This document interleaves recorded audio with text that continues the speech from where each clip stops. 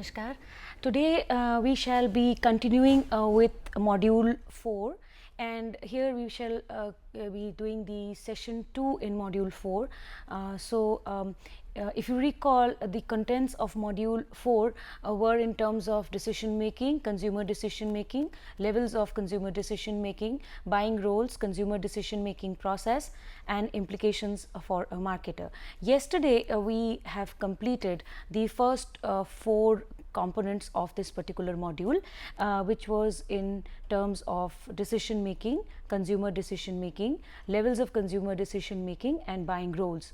Today we shall be moving further and covering 2 topics in this particular module, which is consumer decision making process and the various implications to be drawn by a marketer. So, let us start with the consumer decision making process.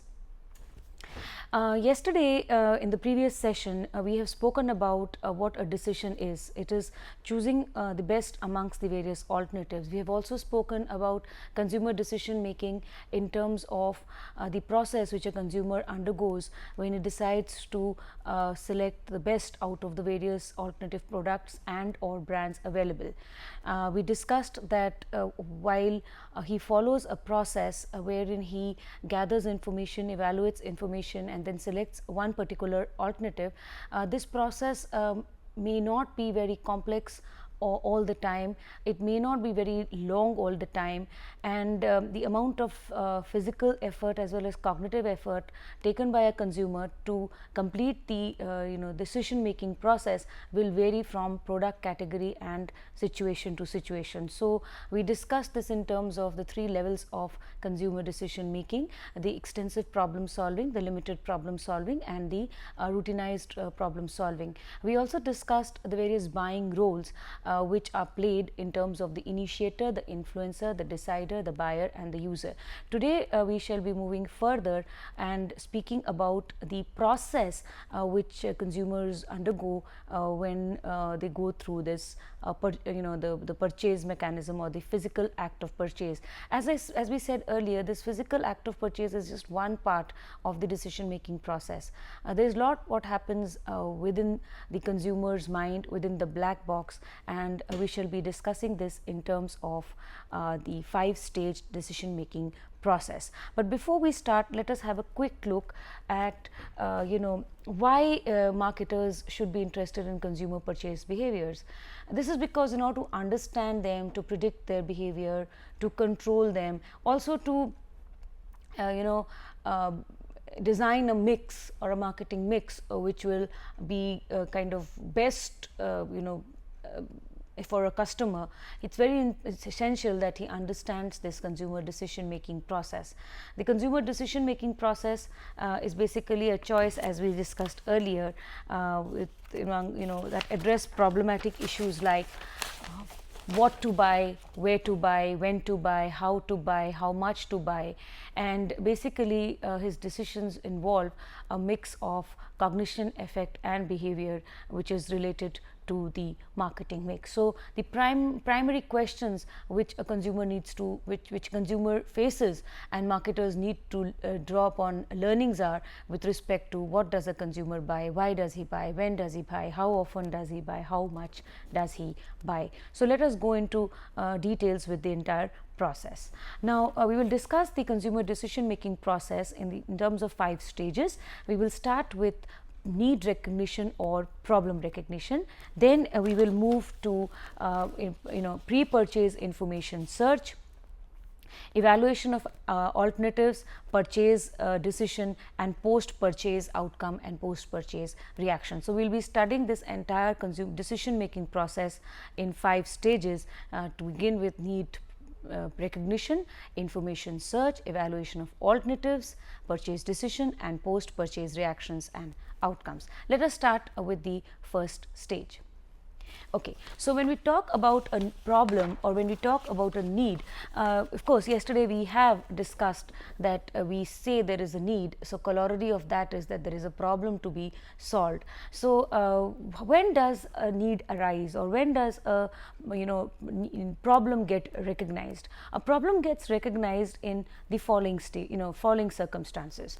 The consumer realizes that there is a problem. Okay. The consumer also realizes that there is a imbalance, or there is a gap between the desired state and the actual state. So, if we discuss this a little longer, we will see that there is either a case where a problem has occurred and it needs a solution. Okay, so you need to act, and you need to act very fast. There's another situation where there isn't any problem as such, but the consumer realizes that what he has is much less, or is giving him much less benefit than something else which he ought to have, which will give him more benefit, which will give him more utility. So, in either of these cases, when there is a problem, or when there is a gap or an imbalance between the desired and the actual state, in both of these cases a problem could be recognized. Now, when we talk about problem recognition, it could be simple problem recognition or complex problem recognition. Simple problem recognitions are very similar to programmed decisions, or they are very similar to structured problems. They occur very frequently, they are very regular, and because they occur very frequently, and they are very normal in our day-to-day lives, these problems can be met very automatically without much of effort. So, what we are trying to say is that if there is a problem with respect to for example, a toothpaste having got finished, it's a problem which is very normal, could happen every month or every 2 months, and you just have to go to the market and just buy it, and automatically your problem gets solved.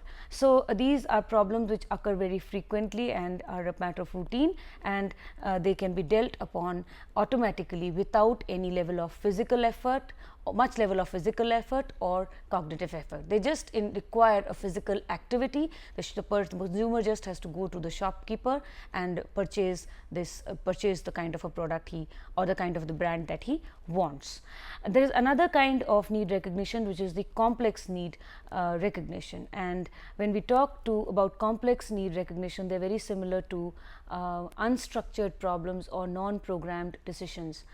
They are very infrequent in nature, they are unique in nature, they are novel, and there is no mechanism that exists as a matter of rule which can be applied and the problem could be solved immediately. This requires considerable amount of effort, both in terms of physical effort, gathering information, and in terms of cognitive effort, which is deliberating and thinking, and then finally arriving at a decision. So, problem or need recognition could be of two kinds: simple and complex. Simple is very similar to programmed decisions, and complex is similar to non-programmed decisions. Okay. Now, let us go a little deeper and speak about the actual state and the desired state. Okay.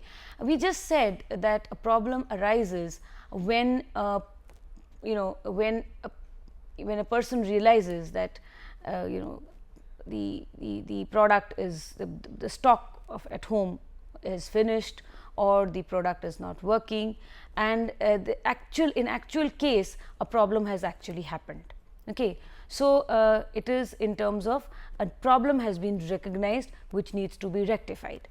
I just said that in another case there may not be any problem, but a consumer just wants to move from one brand to another because he feels, or one product to another because he feels that the other one is going to give him more value, more benefit, more utility. So, there is a gap between the actual and the desired state. So, if we speak about actual and desired state, we can deliberate a little further on them and say that a need or a problem recognition could result in terms of the AS type and the DS type. We have also made mention of AS type and DS type in the sessions earlier, but we will now go more into detail, and I'll explain these with the help of some examples. Now, when does an actual state happen? The actual state changes. When does the actual state change? The actual state changes when the product is failing, or the consumer is running short of it, his stocks are depleted, or there is a problem that has occurred, and so it basically warrants an immediate reaction. Okay. So, this type of a state is called an actual state.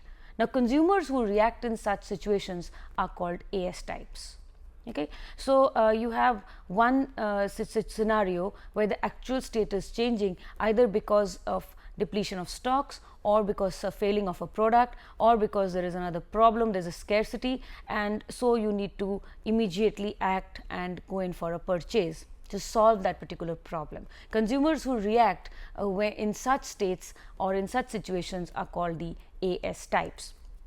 There is another scenario which we say where the desired state changes. So, this is called the DS type. Now, in the DS type, there is an imbalance between the actual and the desired state. To a consumer, another product or another brand seems to be more superior, seems to be better in performance, better in features, better in utility to the one that he is currently using. So, he wants to actually upgrade himself in terms of the purchase. He wants to buy a better product or a modified product which will give him more utility or more value. So, consumers who basically react in such situations are called the DS type. Now, which of the particular style will operate will depend upon two things. One, it will depend upon the product or service in question. Okay. Two, it will also depend upon the situation involved, and this also is impacted by the individual and his personality type. Okay. So, whether a problem will be a AS type or a DS type will depend upon one, the product or service category, two, the situation in hand, and three, the individual and his personality type. Now, let us discuss some examples with respect to the AS type and the DS type. First, start with the AS type. A person owns a refrigerator and the refrigerator stops functioning. It's a hot summer afternoon, and he just realizes that he has to immediately act. He has to get a replacement. So, what he now wants is a refrigerator, say for example, a Samsung refrigerator, a one door standard refrigerator, to basically replace the earlier one which has stopped functioning, or which cannot be repaired, and so he wants to he has to act now so as to be able to solve the problem. So, this is an AS type. He has to purchase because the product that he has stopped functioning, and he has to go in and purchase another one to replace the existing one. So, this is an actual state type. There is another called a DS type. The product here is functioning perfectly. Okay. So, let us say the same refrigerator is working perfectly, and the consumer is happy with it, but he wants a better one. He wants to upgrade himself to a better model. He wants a better model. So, instead of the normal one door Samsung standard refrigerator, probably he wants one which has more features or which is more modern, and he wants to possess a Samsung two door frost free deluxe model refrigerator. So, here we see that he still has one refrigerator which is functioning very well. He does not actually need to go out and purchase on the immediate, but still he wants, or he desires one which is better than his existing one. Now, as I just said, some consumers are whether a problem is a AS type or a DS type will also depend upon the individual and his personality. Some individuals are AS types. They react when they realize a problem has already happened, and as a corrective action plan they go in for a purchase. So, they are more reactive in nature. Okay. On the other hand, there are consumers who are DS types, who are desired state types. They are more proactive. They do not wait for a problem to happen. They do not wait for things to go wrong, but they just want something better, something superior, and they want to upgrade themselves to better products or newer products. So here we have an example where a consumer reacts after the refrigerator breaks down. So he is the AS type, and there's another person who wants to buy a refrigerator because he wants to upgrade himself to another model. So here we have the DS type. Okay. Now, three issues which a marketer needs to understand. A need is recognized in any of the following circumstances. Okay. When a product brand, when a current product brand X is not performing well, when the current product brand X is nearing depletion, when another brand Y seems to be superior to the one currently owned brand X. So, if you see, what we are talking of is actually the AS and the DS. You know, when the product brand X is not performing well, or when it is nearing depletion, we are actually speaking of the AS type problem recognition. On the other hand, when we see that there is another brand Y which seems more superior than brand X which a person currently owns, we are actually speaking of the DS type of problem recognition. So, this is what we mean by the first, this is the first stage, which is problem recognition or need recognition. Now, I come to the second stage in the decision making process, which is information search. Now, when we talk about information search, we will basically be speaking about the pre-purchase information search. So, after a particular need is recognized, the consumer goes in for information search. Now, again here I would like to remind you that this may not be required at all in the case of routinized problem solving. It may be a moderate search in case of a limited problem solving, but definitely in the case of an extensive problem solving, this stage is going to be an elaborate one, a very extensive and an intensive one. Okay. So, after a need is recognized, the consumer goes in for a information search, so that he is able to collect all the data, all the information, and he is able to make the right decision. What does he do? He gathers information about the product category. He gathers information about the various alternatives. He also gathers information about the various brands. Now, the amount of information that a consumer will actually gather will depend upon three things. One, it will depend upon the consumer himself. Okay. So, the demographics and the psychographics of the consumer basically come into play.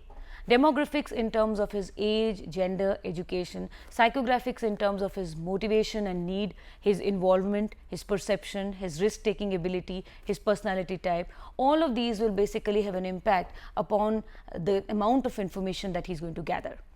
The second factor which influences the information search and the amount of information you will actually gather will be the product category.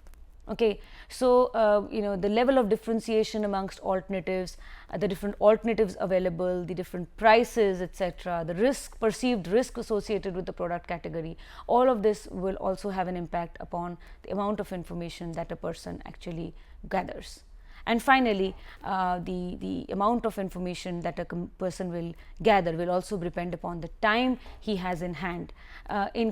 Sometimes he has to act very quickly.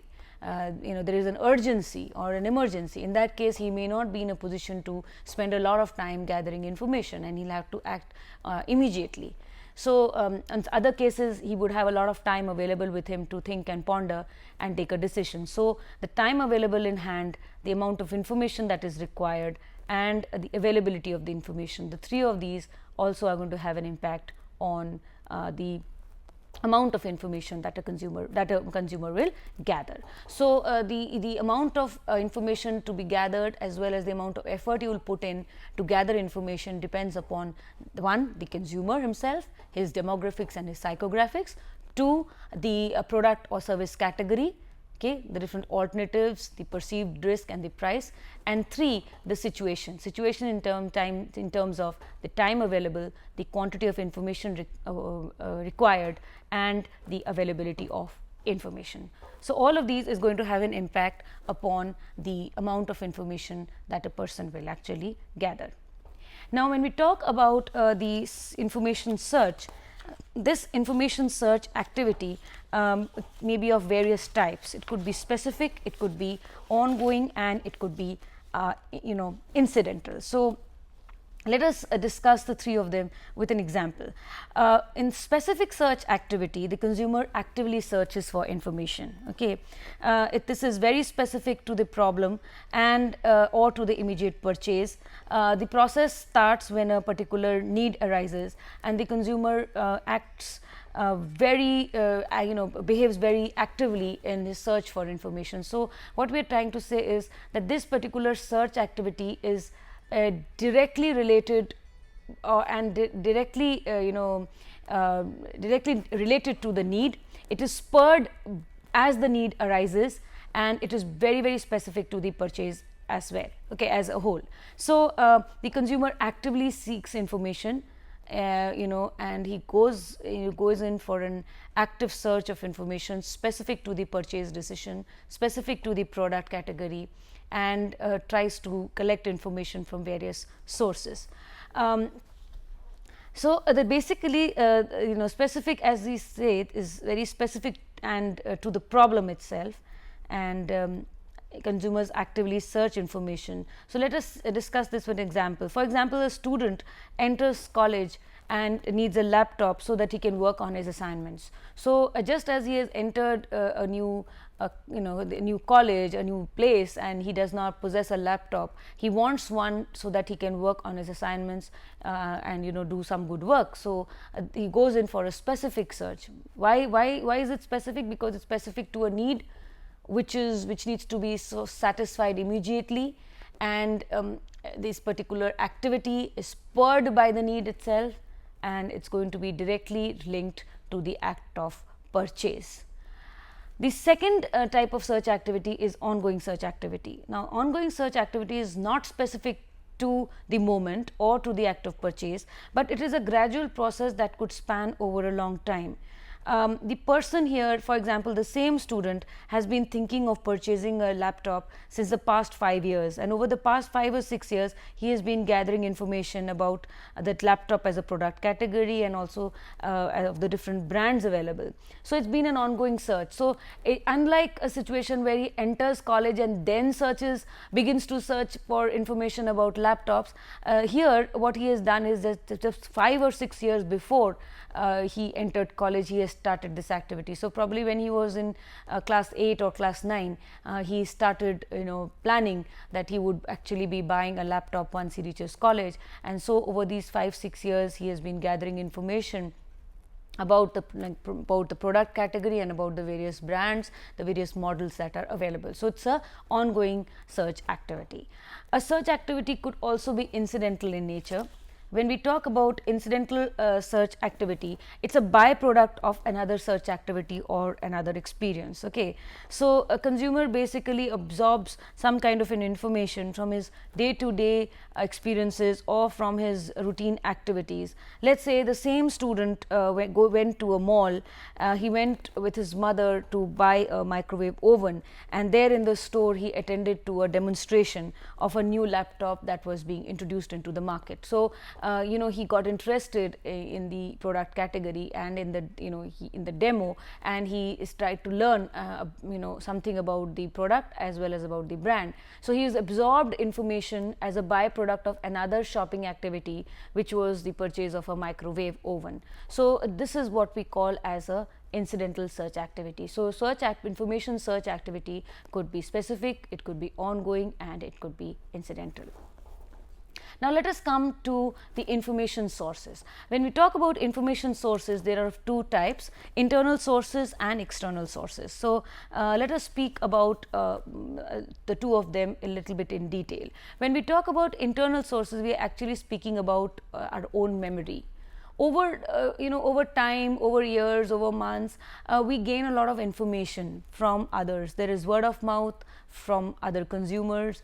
We learn, we get to hear a lot of stories about products, about brands, about purchase experiences from our friends, from our family members, from our neighbors, from our relatives, from work peers, colleagues. All of this information goes and gets stored in our memory. We also read a lot, probably in the newspapers or in trade journals or in through the internet. We get a lot of information also through the so all this goes and gets stored as a part of the memory. Okay, so he has basically, when the consumer gathers information from his own self in terms of recalling from his own memory, we call it an internal source of information.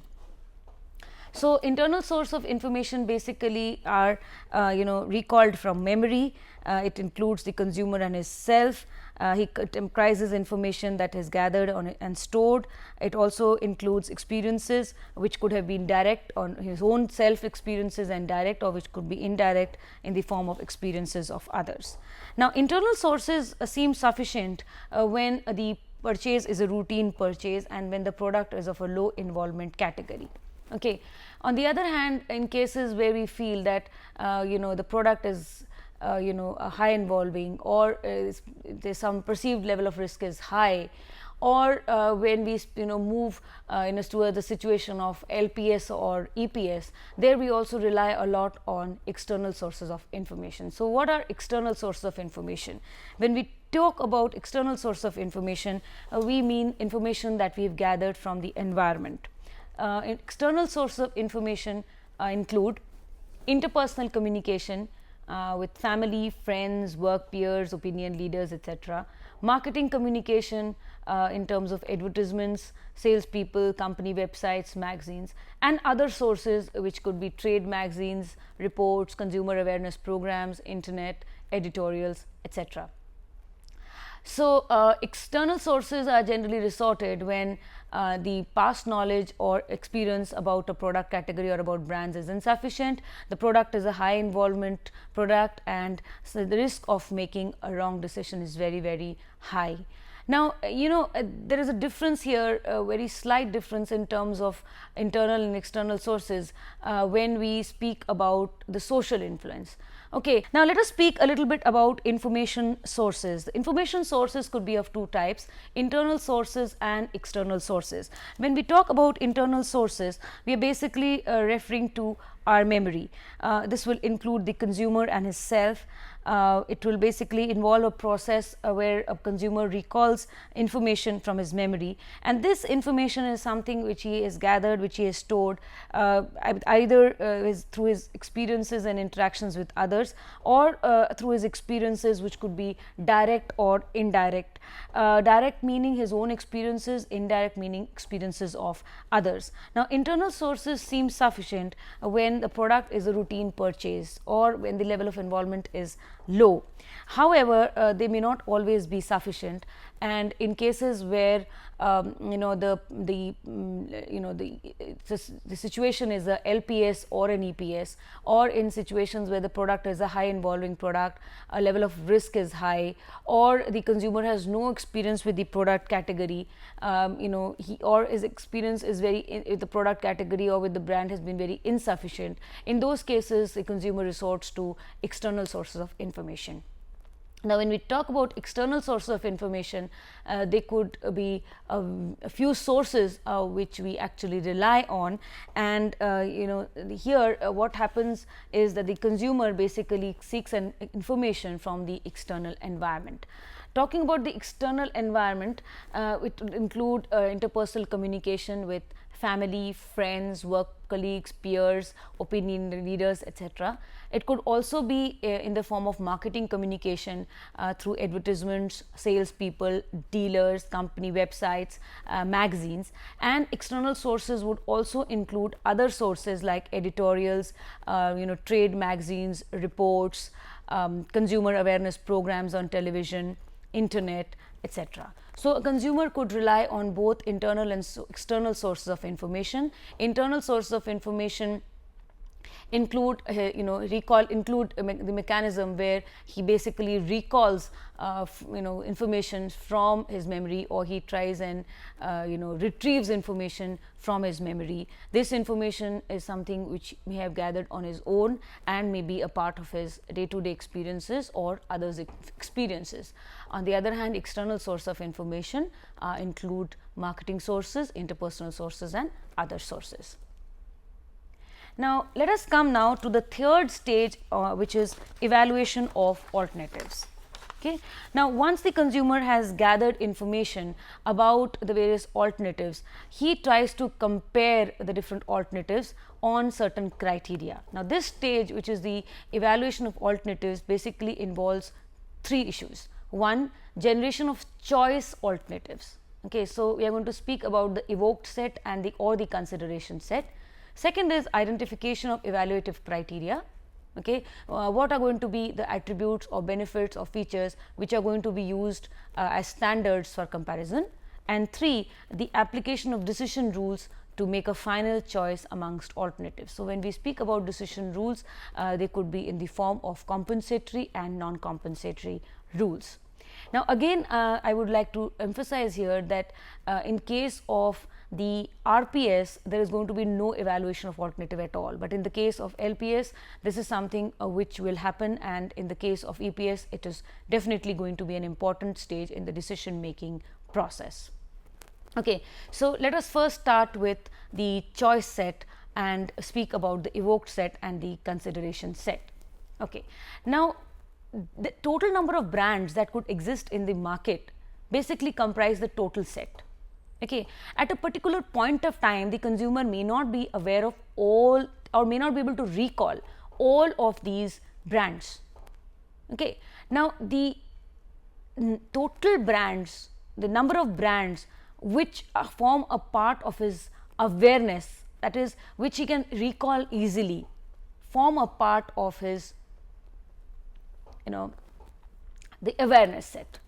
Okay. As I said, total set is the total number of brands available, the large set. Okay. A few of these consumer may not be able to recall, or may not be aware of them. So, those he can easily recall, or those he is aware of, form a part of his awareness set. Okay. Now, amongst this awareness set, he will think strongly about a few brands which he will consider buying. Okay. This is called the evoked set or the consideration set. So, the set of alternatives which a consumer actively considers while making a purchase decision will be a part of the evoked set. Okay.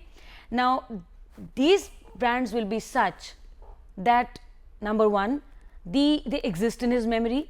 Number two, they feature very prominently in the environment, and so he is able to recall them very easily. Okay. And these will be brands which he will consider to be acceptable and worth purchasing. Okay. So, this will form a part of his evoked set or the consideration set. Now, within the consideration set, he will find certain brands, or he will find certain alternatives which he will eliminate or exclude from further consideration, because he finds them to be inferior, or he finds them to have some negative features, or he finds them to be unacceptable. This is called the inept set. Okay. Again, from the awareness set, he will find out, identify certain alternatives or certain brands which he feels he can, which he feels don't have anything great to offer, or he is very indifferent towards them, or he is very neutral towards them. I mean, in other words, they don't offer too many advantages or too many benefits. They are just, he is indifferent towards them. So, these brands will be called the inert set. Now, after having removed the inert set and the inept set, that is those towards he is indifferent and those toward which he feels are inferior, after having removed those, what gets left is the choice set. And then finally, he decides to purchase one of the few brands that are left in the choice set. Okay. So, this is what we mean by choice alternatives. Okay. The second thing is identification of evaluative criteria. Now, it is very important for a consumer to evaluate the different alternatives, and he has to do so keeping in mind those features, those attributes, those benefits or those parameters which he feels are of value to him. Okay, so basically when we talk of evaluative criteria, we are actually speaking about criteria which the consumer regards as important, which he perceives to be valuable.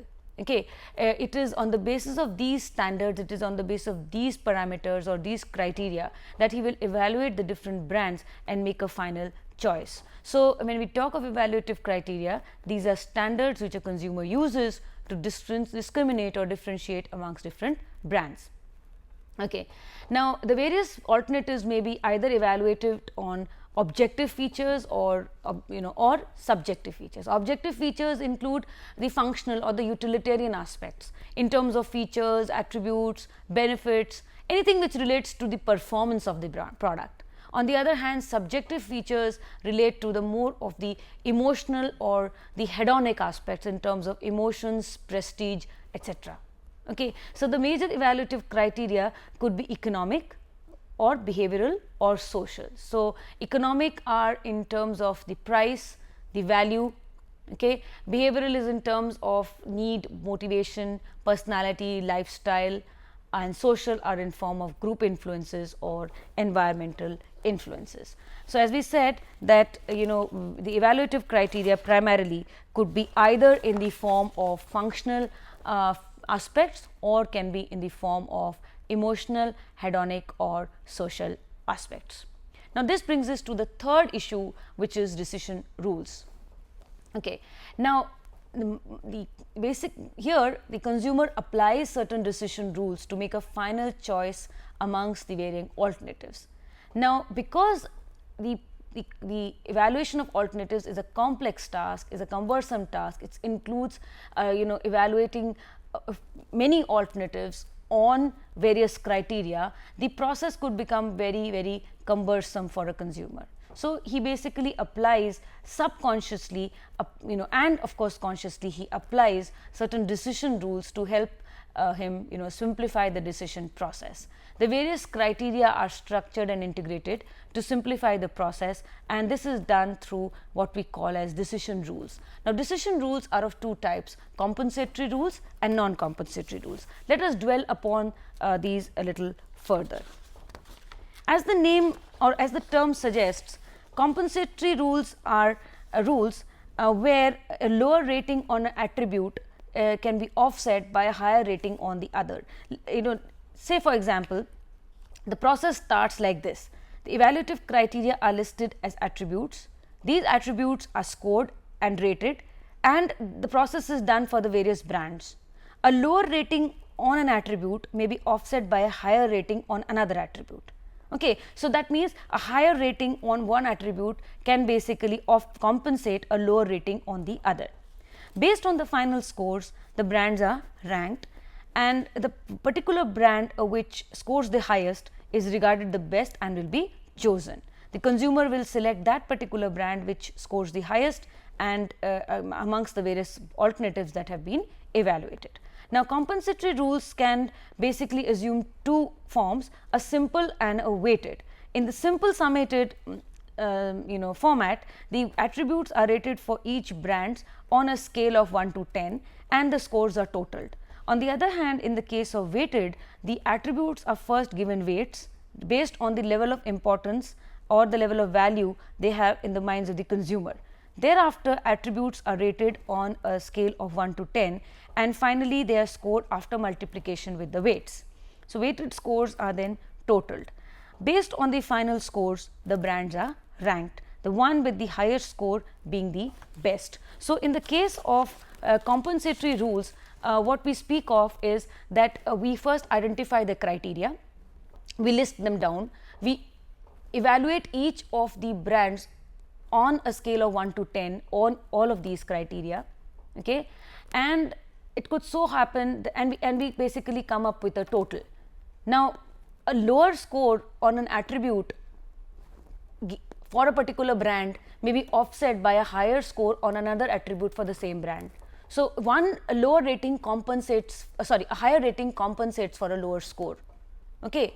So, what we are talking of that ultimately it does not matter whether a particular attribute gets 3 out of 10, as long as he gets 10 of 10 on another attribute, and he could end up being the highest in terms of the score. Okay. So, that is why we call them compensatory rules, where a high score on an attribute can compensate for a lower score on another attribute for the same brand. They could be of two forms, simple and simple summated and weighted. In the case of simple summated, the brands are just rated on a scale of 1 to 10. On the cases of, in the case of weighted format, they are first, the various criteria are assigned weights based on the level of importance or perceived value in the eyes of the customer. Then they are rated on a scale of 1 to 10. The weights are multiplied with the scores and they are totaled, and we finally get the brand with the highest score is the one which is going to be regarded as the best and is going to be chosen. So, this is what we mean by compensatory rules. Now, let us come to non-compensatory rules. Now, in the case of non-compensatory rules, a negative evaluation on one attribute eliminates the brand from further consideration. Okay. So, a lower rating on an attribute cannot be offset by a higher rating on another, or that means a higher rating will not be able to compensate for a lower rating on another attribute for the same brand. Okay. Now, consumer will then select the brand which gets this highest score. Now, non-compensatory rules could basically assume three forms: conjunctive, disjunctive and lexicographic. Okay. Conjunctive is a minimally acceptable point is cutoff point is established for each attribute. The brands which fall below this cutoff are eliminated from further consideration.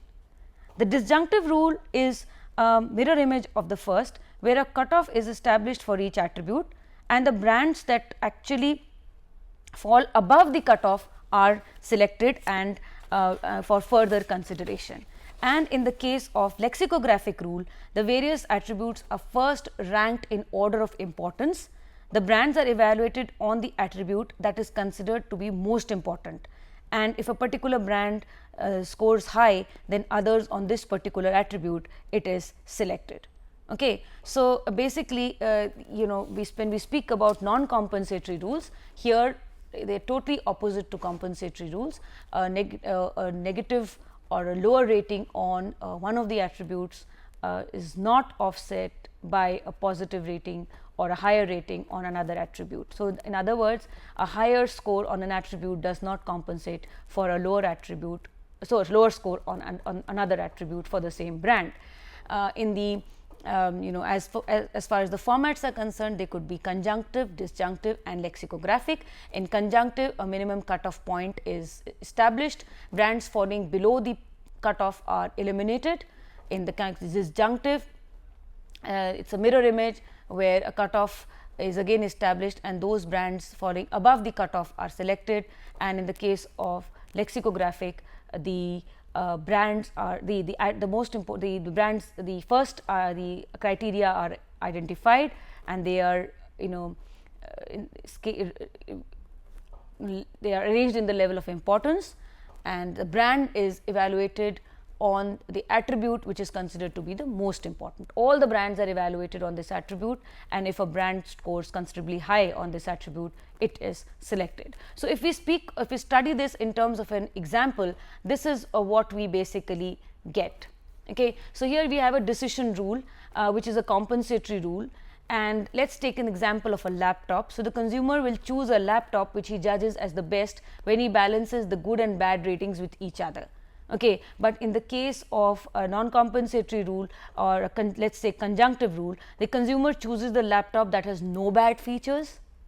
In disjunctive, the consumer chooses a laptop that has at least one good feature, and lexicographic, the consumer chooses the laptop that is the best on the most important of all the features of all the attributes. So, this is what a decision rule is, and this is how decision rules are used to simplify the decision making process in the minds of a consumer. Now, I would like to state here that this entire activity may not always be done consciously on paper, with a pen. It is many a times done cognitively in our subconscious, and we try and compare the different brands on varying attributes, and we kind of rate them on these attributes in our minds. We do this exercise very, very cognitively.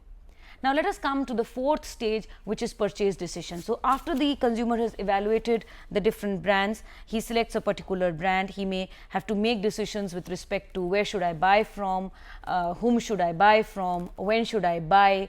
So these are issues, but when we speak of purchases in actual, these could be of two kinds. They could either be in form of trials or first purchases, or it could be in the form of repeat purchases. So consumer purchases are broadly classified as trials or first purchases and as repeat purchases. In trials could be encouraged through market testing or through promotional tactics like sales, free samples or coupons or other sales promotion schemes.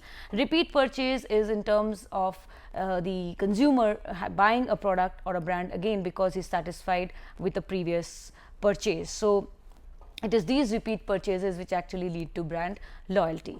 Now it's very important to note that a purchase intention or the desire to buy the most preferred brand may not always result in a purchase decision in favor of the brand. Okay, it could always get moderated by attitudes of others, opinions of others, values and beliefs of others, as well as unexpected situational factors. So for example, suddenly you realize you don't have the money, or suddenly you feel that this is not the right time to buy and you should wait for a discount period, or you realize that the stocks are depleted and the brand is not available. So what you basically intend to buy may not always be bought, because this could be moderated by what others have to say, or by the stock not being available there, or you not possessing the money at that time, or you trying to postpone your purchase for future.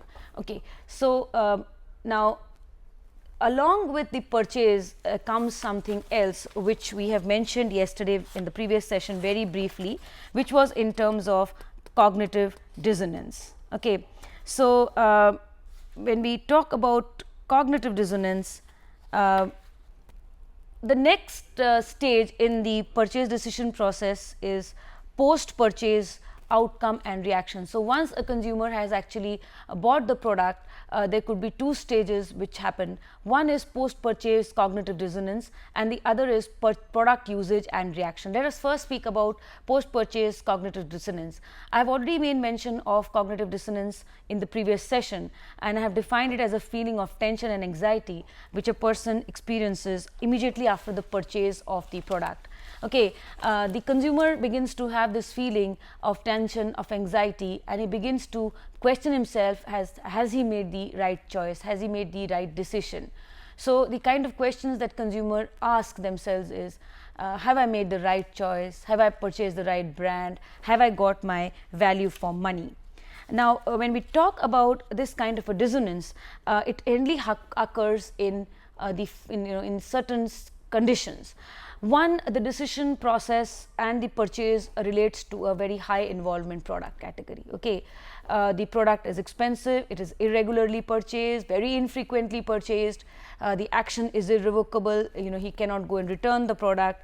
And also very important, this could happen with, it happens with every one of us, that we realize that whatever we have left behind in the store was much better. So what we are trying to say is that all other alternatives have equally attractive features or benefits, or they are also unique in some way. And so when we see that various alternatives have desirable features, have desirable attributes, and they are all very important, so in this particular case the cognitive dissonance is even higher. So whether it is high involvement or whether it is all the comparable alternatives being equally attractive, in any or either of these cases a consumer could suffer cognitive dissonance. Now consumers try to reduce this cognitive dissonance by gaining more product information, by discussing it with other satisfied consumers who have bought the brand, or also asking the dealer for going back to him asking for reassurances.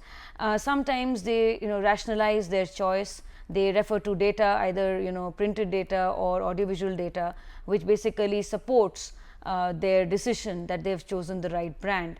They also sometimes make others buy the same product, they make their friends buy the same product to reassure their choice. Marketers also employ strategies to reduce this level of cognitive dissonance by providing warranty guarantee schemes, members to consumer forums, and communication and follow up with the consumers. In fact, the fox and the sour grapes is a perfect example of cognitive dissonance.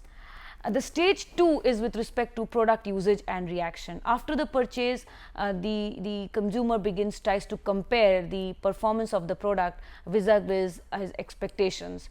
So this phase is very important, because whatever is going to be his experience is going to get stored in his memory. It's going to affect future purchase decisions, and it's going to act as a feedback. Now, there could be 3 situations which occur. Performance meets expectations. So it's a very neutral feeling. Consumers are indifferent, they are neutral, they are neither happy nor neither satisfied nor dissatisfied. Only thing is that the next time they wish to purchase, they may think of another alternative or a better alternative. Another scenario is when performance exceeds expectations. It's a positive feeling, consumer is satisfied, he would repeat purchase, he would become brand loyal, and there would be positive word of mouth. And then there is a third scenario, which is performance falls short of expectations. It's a very negative feeling, the consumer is dissatisfied, he would search for other alternatives, he would express his grievances, there would be negative word of mouth, and he could even resort to some kind of a legal action. Okay. Now, let us speak a little bit about the process. Fine. The first thing is that the 5-stage decision making process may not always follow a linear order. Okay. The process is not so simple, it is very complex. It involves an interplay of reactions amongst the consumer and his cognition, effect and behavior on the one hand, as well as the environmental forces on the other. Also, as we just said, the process may not always follow a linear order. It is always, the consumer may not always proceed through these 5 stages. It will vary across the nature of the product, whether it's high involvement or a low involvement product, whether the purchase situation is an emergency or a planned or a routine purchase. Also depends upon the personal characteristics of the individual and the type of problem solving, which could be EPS, LPS or RPS. Now, let us quickly draw upon the implications for a marketer. For this process, marketer has to understand that whenever, to start with, let us speak of the first stage. What are the implications for a marketer? Marketer can create an imbalance between the AS and the DS. It would immediately trigger off a purchase process. He can launch newer models.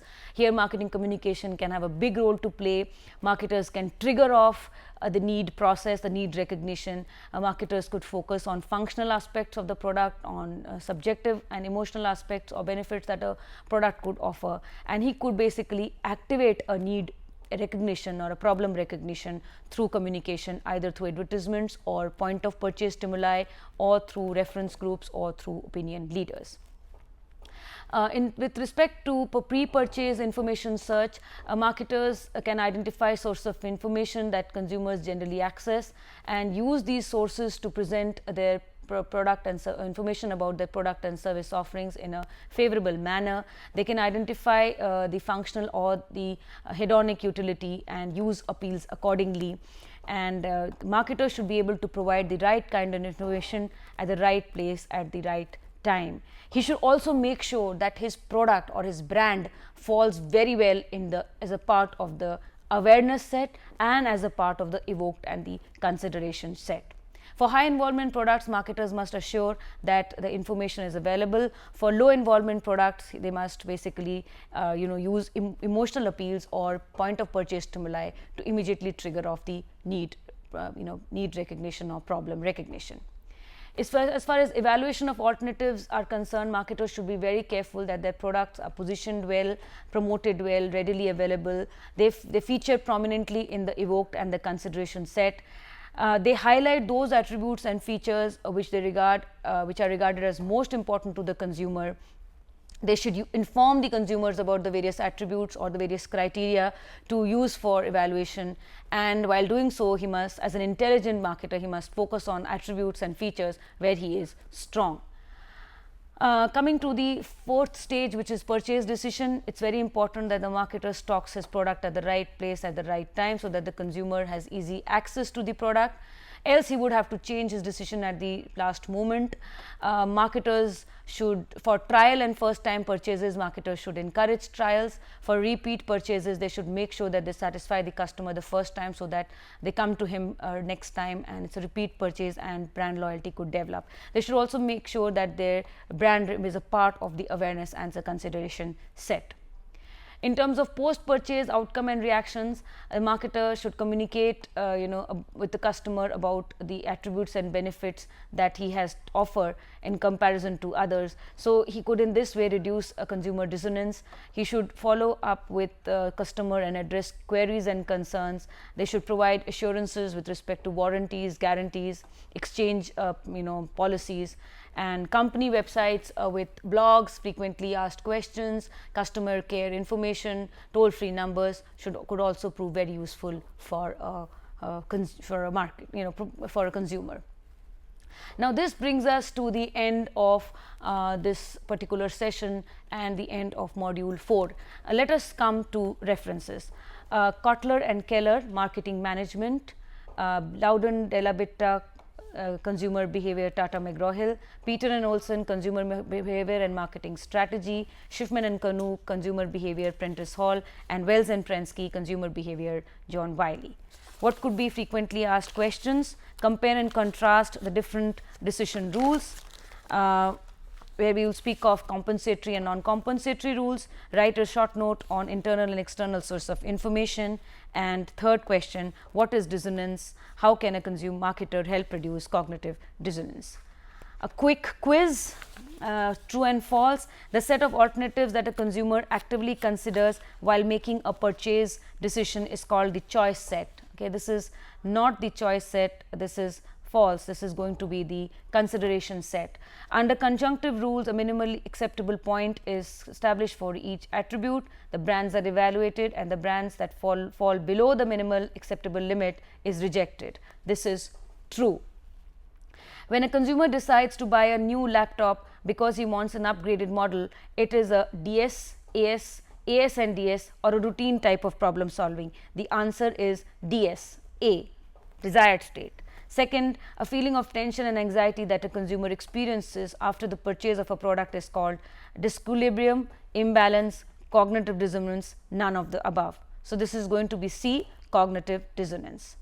In dash rules, a lower rating on an attribute may be offset by a higher rating on the other. This is compensatory rules.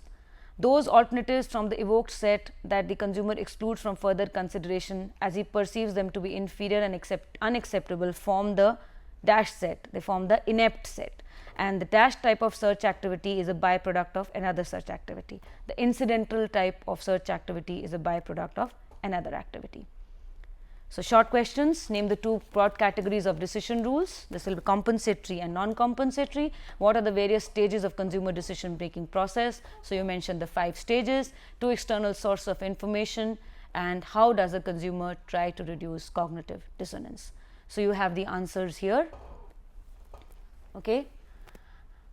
Now, this brings us to the conclusion of session 2 of module 5. I hope I have been able to address the topic and do justice to it, and you've been able to gain some benefit out of it. We shall continue with the next module in the next class. Thank you.